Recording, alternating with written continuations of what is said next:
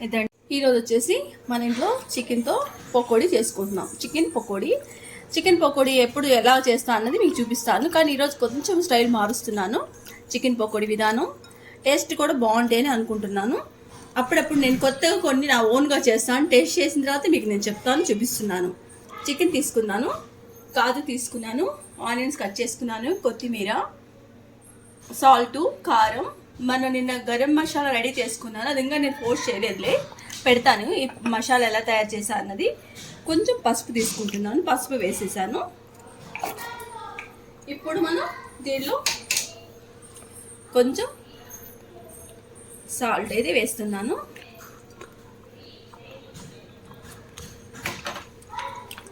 కొత్తిమీర అయితే వేసేసాను. కొంచెం చెప్పాను కదా, ఇది కారం అయితే వేస్తున్నాను. మెయిన్ ఈ గరం మసాలాలో ఉందండి చాలా పకోడీకి ఏంటి అన్నది. గరం మసాలా వేసేసాను. ఇప్పుడు ఆనియన్ కూడా వేస్తున్నాను, కాజు కూడా వేస్తున్నాను. ఎంచక్కా ఇప్పుడు మళ్ళీ నీట్గా ఇది కలిపేసుకుంటాను, చూపిస్తాను. రైస్ పౌడర్ కూడా కొంచెం వేస్తున్నాను.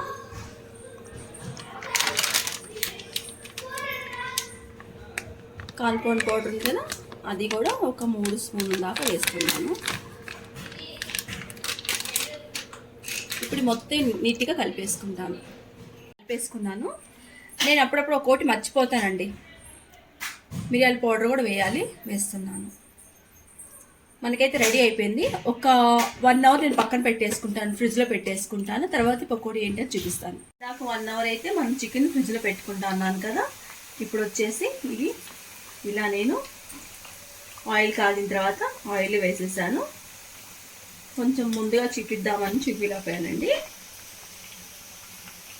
ఇప్పుడు ఈ ఆయిల్లో మనకి ఇట్లా వేసేసాను.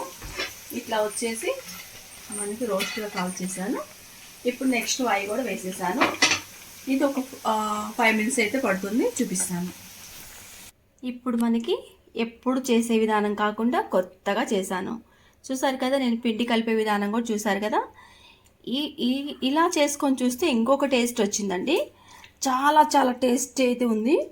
అయితే దీంట్లో మనం జీడిపప్పు కూడా వేసేసాము, కనిపిస్తున్నాయి మీకు మంచిగా అండి. ఇలాగా మనం అప్పుడప్పుడు బయట కూడా చికెన్ పకోడీలు దొరుకుతున్నాయి. కాకపోతే దీంట్లో మనం కలుపుకునే విధానాలు పౌడర్స్ ఉన్నాయి చూసావా, ఒక్కో దానిలో ఒక్కో పౌడర్ కలుపుకుంటున్నాం. రైస్ పౌడర్ కలిపాము, ఇంకోటి కలిపాము. ఆయిల్ కూడా అండి మనకు చాలా తక్కువ పట్టేస్తుంది, చాలా టేస్టీగా ఉంటుందండి. మనం గరం మసాలా చేసాం కదా, గరం మసాలా వచ్చేసి నేను వేసాను దీంట్లో. ఆ గరం మసాలా అల్లం చిన్నులపై పేస్ట్ అయితే వేయలేదు. చాలా చాలా టేస్టీ అయిన పకోడీ మనకి రెడీ చేసుకున్నాము. And మీకు వీడియో నచ్చితే do like, share, comment and subscribe. See you next video. Bye bye.